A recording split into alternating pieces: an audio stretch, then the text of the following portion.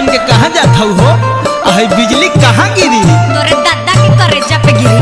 तोरे घरवा माई बहन नहीं खिसा, जाके अपना घरवा मजाक करता सन।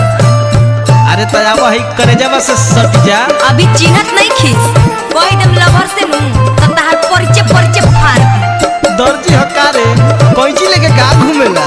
हल्का में का लेता रह, अभी तू चिन्हत नहीं ख। अच्छा बताओ तब के है तोर लवर? बताई ना मन बा। हाँ हाँ बताओ तनी, भाव में आओ भाव में। ला सुना।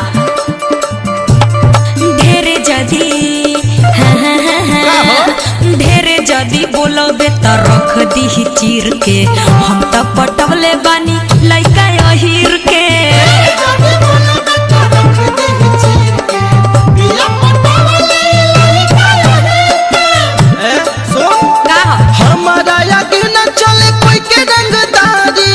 राइए से आ जाना तो कर पड़ी मांगे परी माफी तोहरा गोड़ावा पगीर के, हम तो पटवले बनी लइका अहिर के।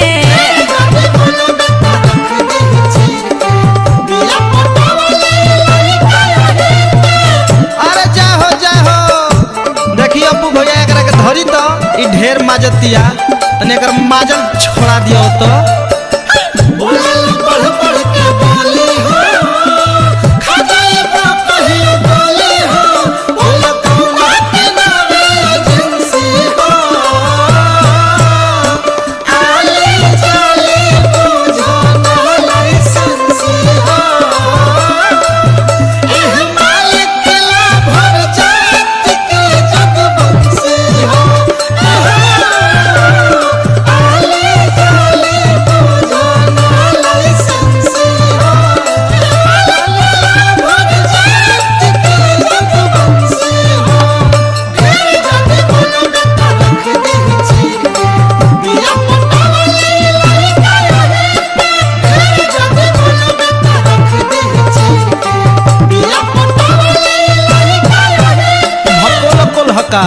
अपना बड़ाई करो तड़ू, बताई ओकरा बारे में। हाँ बताओ।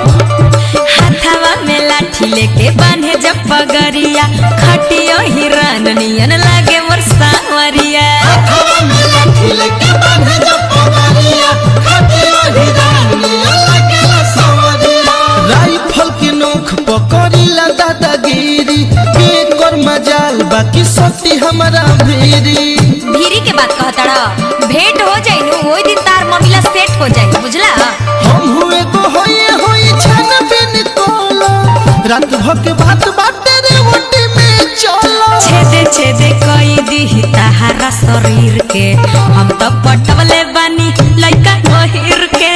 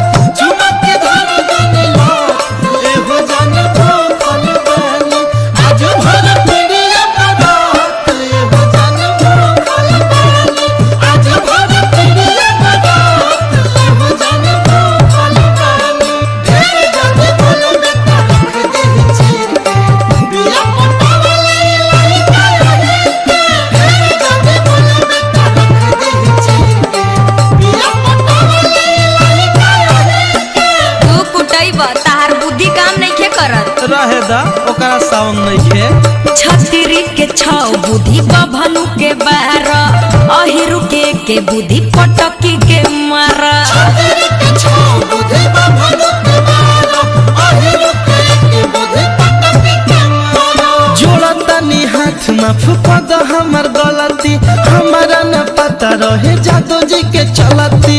बुझ गईला, दिमाग ठिकाने आन गईल। ओए दादा अब हमरा के बच्चा लो, रविंदर के जिंदगी बचाई है, बुटन बदमाश से न बतिया बताई है।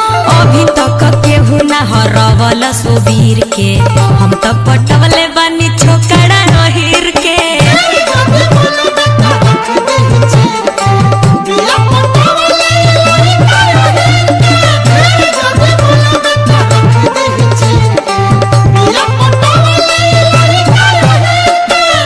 चार रंग कर ताहरा के त्याग देनी।